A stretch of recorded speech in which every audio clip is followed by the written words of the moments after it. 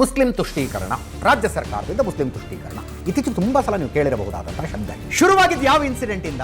ಹಳೆ ಹುಬ್ಬಳ್ಳಿ ಗಲಭೆಕೋರರ ಮೇಲಿನ ಪ್ರಕರಣಗಳನ್ನು ರಾಜ್ಯ ಸರ್ಕಾರ ವಾಪಸ್ ತಗೊಂಡಿದೆ ಅನ್ನೋ ಕಾರಣ ಕೇಸಿಲ್ಲ ಇವ್ರ ಮೇಲೆ ವಾಪಸ್ ಬಂತು. ಅದಾದ ನಂತರ ವಕ್ಫ್ ಬಂತು.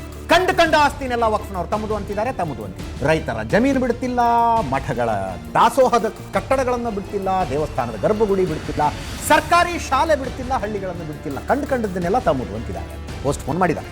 ಇದೆಲ್ಲ ಚರ್ಚೆ ಆಗ್ತಾ ಇರುವಾಗ ಏಪ್ರಿಲ್ನಲ್ಲೇ ಇನ್ನೊಂದು ಏನೋ ನಡೆದು ಹೋಗಿದೆ ಅಂತ ಈಗ ಡಾಕ್ಯುಮೆಂಟ್ಗಳು ಹರಿದಾಡ್ತಾ ಇದೆ ನನ್ನ ಕೈಲಿದೆ. ಏನಿದು?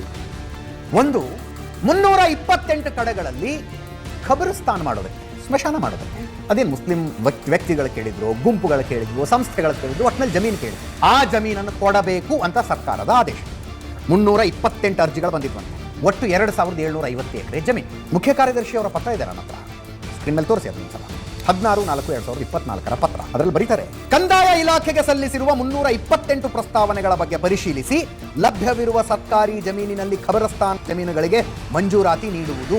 ಇವಾಗ ಜಮೀನು ಕೊಡಿ. ಈ ಕೆಲವು ಕಡೆ ಖಬರಸ್ತಾನ ಜಮೀನು ಕೇಳಿದ್ದಾರೆ, ಬಟ್ ಗೌರ್ಮೆಂಟ್ ಜಾಗನೇ ಇಲ್ಲ, ಅಲ್ಲಿ ಗೋಮಾಳನೂ ಇಲ್ಲ, ರೆವಿನ್ಯೂ ಲ್ಯಾಂಡು ಇಲ್ಲ. ಏನ್ ಮಾಡಬೇಕು? ಇದೇ ಪತ್ರದಲ್ಲಿದೆ. ಏನಂತ? ಹಾಗೂ ಲಭ್ಯವಿಲ್ಲದ ಸಂದರ್ಭದಲ್ಲಿ ನಿಯಮಾನುಸಾರ ಖಾಸಗಿ ಜಮೀನು ಖರೀದಿಸಿ ವಿತರಿಸಲು ಅಗತ್ಯ ಕ್ರಮ ಕೈಗೊಳ್ಳುವುದು.